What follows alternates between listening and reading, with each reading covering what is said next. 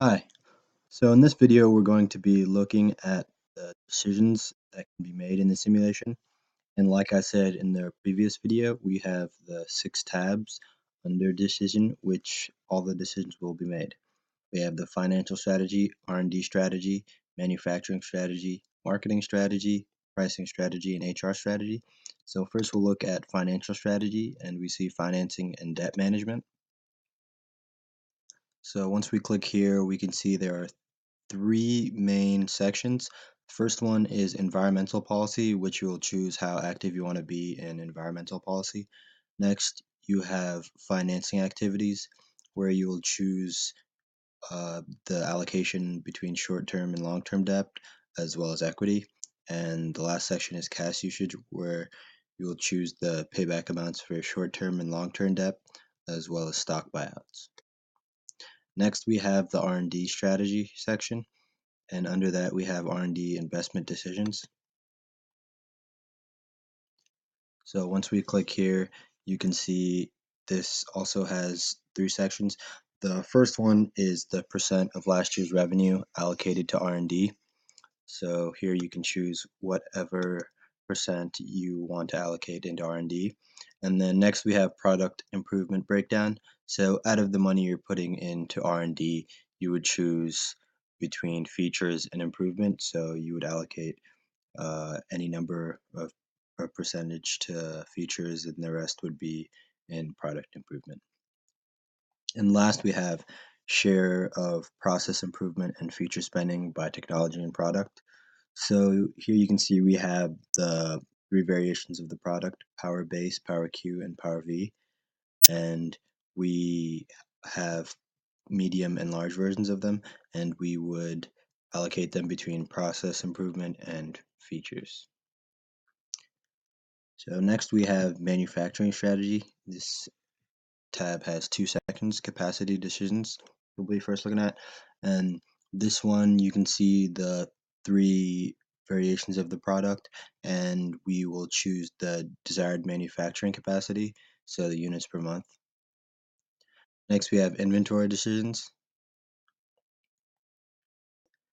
and here we will be choosing the number of days for medium and large of each variation of the product in terms of inventory coverage. Next, we have map marketing strategy. So here we have the advertising decisions, and here we will choose the percent of last year's revenue allocated to advertising. And out of that, we will choose between brand marketing and informational in terms of all the money we're spending on advertising, how it's broken down between these two. And out of the informational and advertising, we would break it down between the 3 variations of the product. Next, we have the channel decisions. So here we choose the percentage of last year's revenue again, and this time allocated to channel development. And out of the money put into channel development, it would be broken down into general merchandise, specialty stores, and discount stores. And lastly, we have the channel breakdown by product. So out of the 3 channels, we would also break it down within the Power Base, Power Q, and Power V, which are the 3 variations of the product. Next, we have pricing strategy. And under that, we have pricing decisions. And here we have the percent markup by technology by channel.